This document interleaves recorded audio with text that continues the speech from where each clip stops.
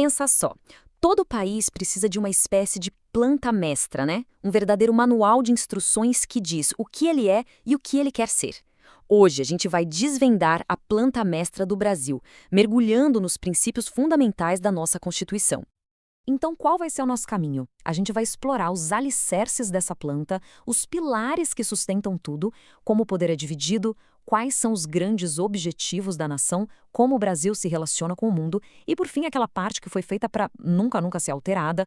Bom, mas antes de entrar de cabeça nos detalhes da planta mestra brasileira, vamos dar um passinho para trás. Afinal de contas, o que é exatamente uma Constituição? Imagina o seguinte: todo país precisa de um manual de instruções, um guia que deixa bem claras as regras do jogo. Sabe como o governo funciona, onde o poder começa e onde ele termina, e talvez o mais importante, quais são os direitos de cada pessoa que vive ali. Pois é. Esse manual de instruções é a Constituição. Ela é a lei fundamental, a lei suprema de uma nação. Não tem nada, absolutamente nada acima dela. A função dela é organizar o Estado, colocar limites no poder e, o que é crucial, garantir os nossos direitos. E aqui tem um ponto bem interessante, que é o princípio da supremacia. Pensa numa pirâmide. Lá no topo, sozinha, está a Constituição. Todas as outras leis, decretos, regras, tudo tem que estar de acordo com ela. Se não estiver, essa lei simplesmente não vale. Simples assim. Ok, com essa base bem clara, agora sim a gente pode ir para o coração da identidade brasileira, o artigo 1º da Constituição. É aqui que a gente encontra os pilares que sustentam toda a estrutura da nação. E olha eles aí, os 5 fundamentos. Soberania, ou seja, o Brasil é independente. Cidadania, que é o nosso direito de participar da vida do país. A dignidade da pessoa humana, esse é um valor central e inegociável. Os valores do trabalho e da livre iniciativa, sempre buscando um equilíbrio. E, por fim, o pluralismo político que garante a liberdade de ideias. São as colunas que sustentam o nosso Estado democrático de direito.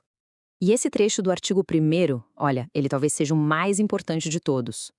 Todo o poder emana do povo. O que isso quer dizer na prática? Que a autoridade final no Brasil não está na mão de um governante ou de um grupo, está na mão dos cidadãos que exercem esse poder, votando ou participando diretamente das decisões. Certo. Se o poder todo vem do povo, como é que se garante que esse poder não vai ser concentrado e acabar sendo mal utilizado? A resposta está na organização que o artigo 2º da nossa planta mestra propõe. A Constituição foi lá e dividiu o poder em 3 partes. O legislativo, que é quem faz as leis, o executivo, que administra e aplica essas leis, e o judiciário, que interpreta tudo e julga os conflitos. Mas o ponto-chave é que eles devem ser independentes e harmônicos entre si. É um sistema de freios e contrapesos, sabe? Um poder fica de olho no outro para proteger a democracia. Beleza, já entendemos o alicerce e a estrutura da casa. Mas para que tudo isso? Qual é o propósito? O artigo 3º nos dá essa resposta. Ele funciona como uma grande declaração de missão do Brasil. E que missão, hein? Não é pouca coisa. Construir uma sociedade livre e justa, garantir o desenvolvimento, lutar contra a pobreza e a desigualdade e, principalmente, promover o bem de todos, sem nenhum tipo de preconceito ou discriminação. Essa é a promessa de futuro que a Constituição estabeleceu pra gente.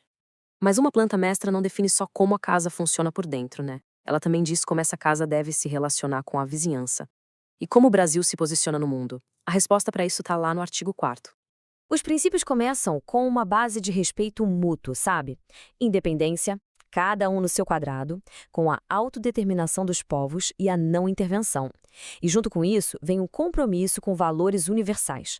A defesa dos direitos humanos em primeiro lugar e a igualdade entre todos os países, não importa o tamanho ou poder. E a lista continua, com um foco muito claro na harmonia. A defesa da paz e a busca por soluções pacíficas para os conflitos são ordens da Constituição. E tem mais, um repúdio bem explícito ao terrorismo e ao racismo, um chamado para que os povos cooperem entre si e a proteção humanitária por meio do asilo político. Agora a gente chega numa das características mais fascinantes e importantes da Constituição brasileira. Existem partes dessa planta mestra que foram projetadas para serem permanentes, um núcleo que simplesmente não pode ser quebrado. Elas são conhecidas como cláusulas pétreas. O nome já diz tudo, são como pedra, imutáveis. O objetivo disso é muito claro: proteger o projeto original da Constituição, impedindo que os seus elementos mais essenciais sejam destruídos. É quase como um escudo, garantindo que os pilares da democracia não sejam abalados de novo.